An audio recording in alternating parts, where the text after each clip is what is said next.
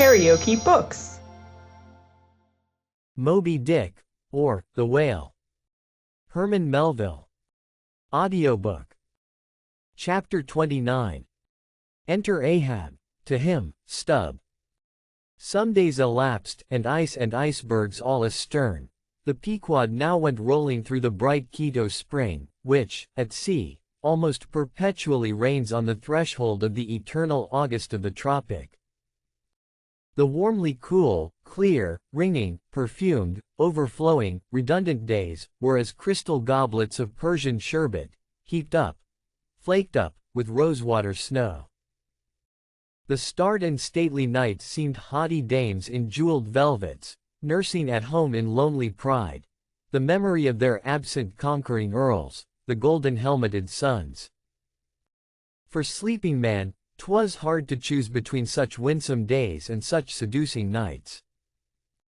But all the witcheries of that unwaning weather did not merely lend new spells and potencies to the outward world. Inward they turned upon the soul, especially when the still mild hours of eve came on. Then, memory shot her crystals as the clear ice most forms of noiseless twilights. And all these subtle agencies, more and more they wrought on Ahab's texture. Old age is always wakeful, as if, the longer linked with life, the less man has to do with aught that looks like death. Among sea commanders, the old graybeards will oftenest leave their berths to visit the night-cloaked deck.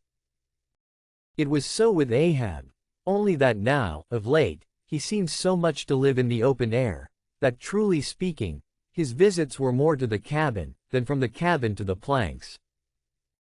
"It feels like going down into one's tomb," he would mutter to himself, "for an old captain like me to be descending this narrow scuttle, to go to my grave-dug berth."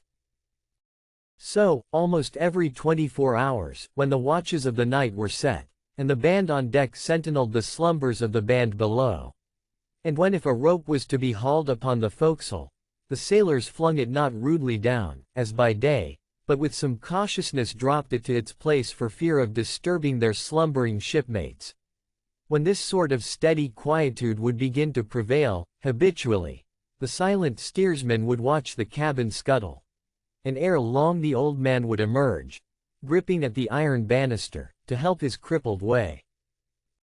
Some considering touch of humanity was in him, for at times like these, he usually abstained from patrolling the quarter-deck, because to his wearied mates, seeking repose within 6 inches of his ivory heel, such would have been the reverberating crack and din of that bony step, that their dreams would have been on the crunching teeth of sharks. But once, the mood was on him too deep for common regardings, and as with heavy, lumber-like pace he was measuring the ship from taffrail to mainmast, Stubb, the old second mate, came up from below, with a certain unassured, deprecating humorousness, hinted that if Captain Ahab was pleased to walk the planks, then, no one could say nay. But there might be some way of muffling the noise, hinting something indistinctly and hesitatingly about a globe of tow, and the insertion into it, of the ivory heel. "Ah! Stubb, thou didst not know Ahab then."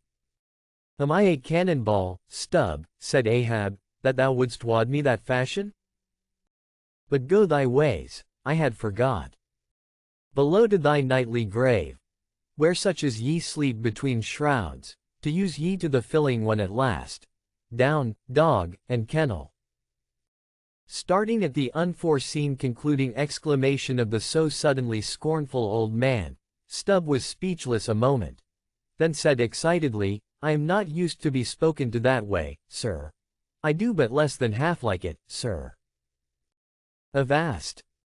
gritted Ahab between his set teeth, and violently moving away, as if to avoid some passionate temptation.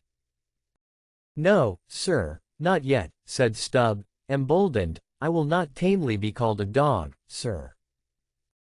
"Then be called 10 times a donkey, and a mule, and an ass, and be gone, or I'll clear the world of thee."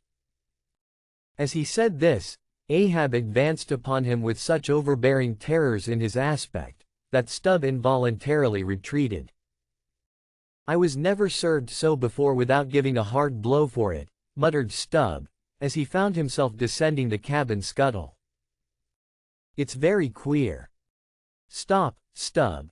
Somehow, now, I don't well know whether to go back and strike him, or, what's that, down here on my knees and pray for him." Yes, that was the thought coming up in me, but it would be the first time I ever did pray. It's queer, very queer, and he's queer too. Take him fore and aft, he's about the queerest old man Stub ever sailed with. How he flashed at me, his eyes like powder pans. Is he mad? Anyway, there's something on his mind, as sure as there must be something on a deck when it cracks. He ain't in his bed now, either, more than 3 hours out of the 24, and he don't sleep then. Didn't that doughboy, the steward, tell me that of a morning he always finds the old man's hammock clothes all rumpled and tumbled, and the sheets down at the foot, and the coverlid almost tied into knots, and the pillow a sort of frightful hot, as though a baked brick had been on it? A hot old man. I guess he's got what some folks ashore call a conscience. It's a kind of tick-dolly row, they say, worse nor a toothache. Well, I don't know what it is, but the Lord keep me from catching it.